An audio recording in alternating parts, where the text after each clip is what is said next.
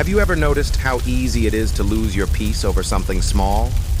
One message, one tone, one unexpected delay, and suddenly we're spiraling. It's like the world holds a remote control to our emotions, and every button it presses sets off a storm inside us. But here's a question worth asking. What if nothing can truly hurt you unless you let it? What if the real power isn't in fighting back, but in not reacting at all? The Buddha once said, "Pain is inevitable, suffering is optional." And in that simple truth lies a powerful path to freedom. Because most of our suffering doesn't come from what happens to us. It comes from how we react to it. A rude comment isn't what ruins your day. It's your mental replay that does. A breakup isn't unbearable until your resistance makes it so. So today I invite you to explore a radical idea, that true power is not about control over others, but about mastery over yourself. Let's dive into the art of non-reaction, not as a weakness, but as a form of inner strength.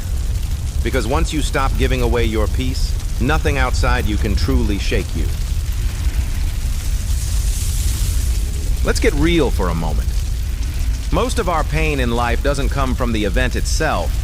It comes from our reaction to it. A comment on social media, a coworker's tone, a sudden rejection. These things are uncomfortable, sure, but they're not what keep you up at night. What does? The constant mental replay, the stories we tell ourselves, the spiral of, "Why did they say that?" Or, "What does this mean about me?" Modern psychology calls this emotional hijacking, when your brain reacts before your conscious mind even catches up. Your heart races, your muscles tense, your mind spins. But long before science gave it a name, the Buddha saw this clearly. He taught that the mind is like fire. The more we feed it, the more it burns. And what fuels it most? Reaction. Every time you react unconsciously, you're giving away your peace. You hand over your power to the outside world. It's like saying, "Here, you decide how I feel today." And the more you do it, the more reactive you become, until you're just bouncing from one emotional trigger to the next, never truly grounded, never truly free. But what if you stopped reacting? What if you didn't add more wood to the fire? That's where true strength begins. Let's bring this down to everyday life. You're scrolling online and someone posts something offensive. Without thinking, you fire off a comment.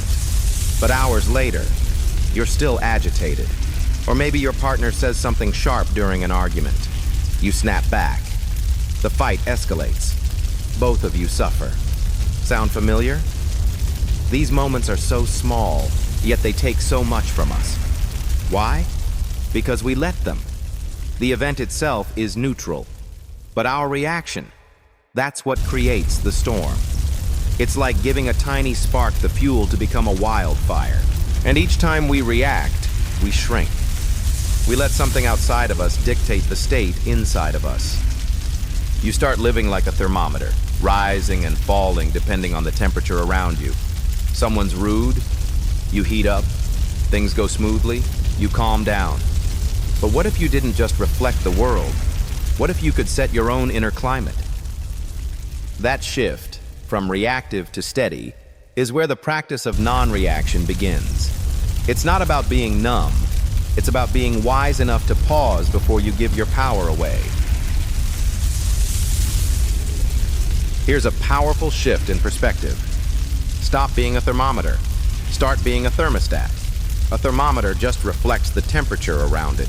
It rises and falls based on the environment. But a thermostat, it sets the temperature. It stays steady no matter what's happening outside. When you react to every mood, every comment, every inconvenience, you're a thermometer. You're at the mercy of the world. But when you train yourself to stay grounded, to pause and respond consciously, you become a thermostat. You hold your own peace. You decide how you show up, regardless of what others do. The Buddha called this state equanimity, a calm, balanced mind that isn't shaken by praise or blame, gain or loss, success or failure. It's not cold detachment. It's steady presence. You're still feeling, still caring, but you're not controlled by every emotional wave. So ask yourself, who's really in charge of your inner weather? The world or you? Non-reaction isn't about disconnecting. It's about reclaiming your inner power and choosing clarity over chaos, peace over impulse. Let's clear up a common myth. Non-reaction is not weakness. It's not passivity. It doesn't mean you let people walk all over you. In fact, it's just the opposite. Non-reaction is one of the greatest expressions of strength because it means you're in control of yourself. Think about it. Anyone can explode in anger. Anyone can lash out, defend, or attack. That's easy. But to stay calm when provoked, to choose silence when insulted, to respond with clarity instead of chaos, that takes real discipline, real awareness, real power.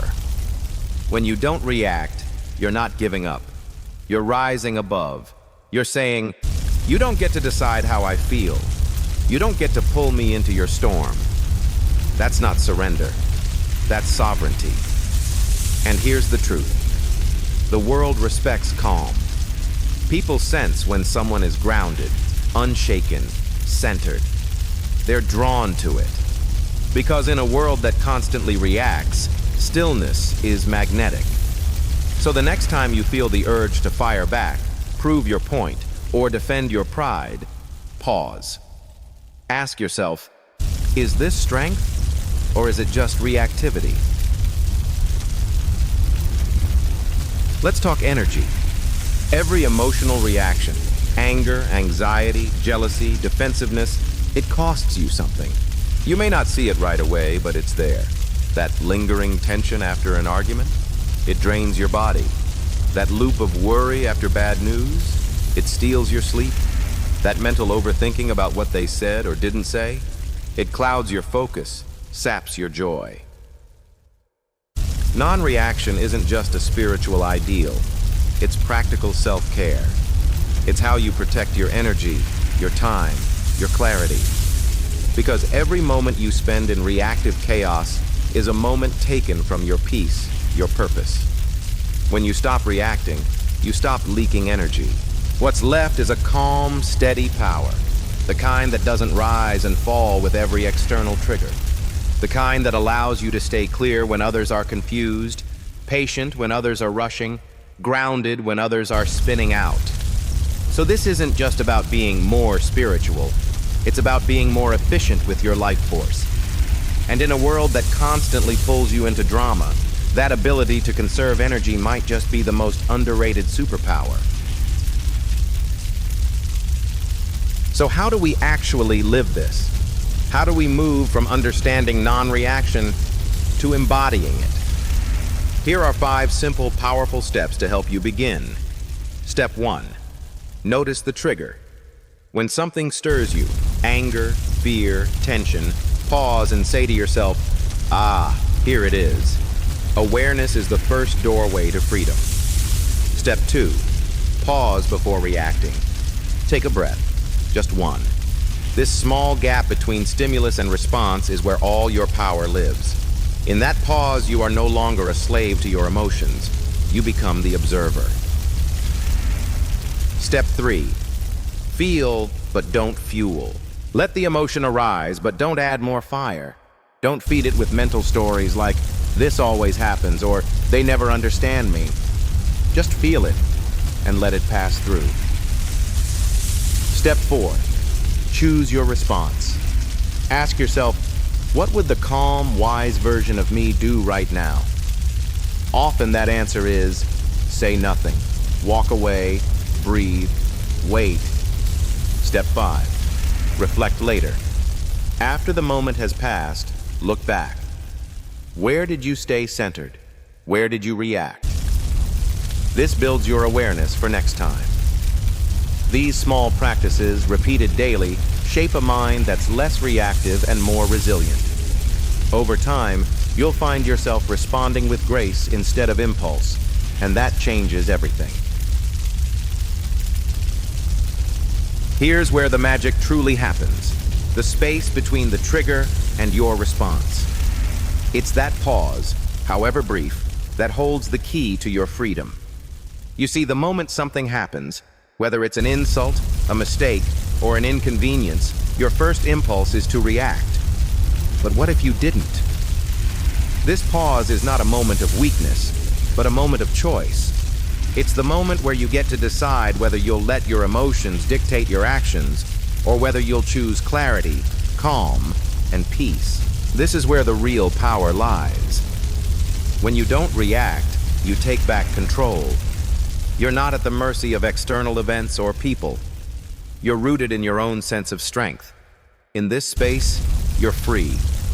Free from the constant cycle of emotional ups and downs. Free from being pulled into conflict. Free to be yourself, no matter what's going on around you. So let's embrace this practice together. The next time life tests you, pause, breathe, and in that pause, remember, you are the one who decides how you show up. If this resonates with you, if you're ready to reclaim your inner peace and power, make sure to subscribe to this channel, like this video, and share it with someone who could use a reminder of their own inner strength. Let's journey together on this path to true freedom. Thank you for watching, and may your mind stay calm, your heart stay strong, and your life stay peaceful.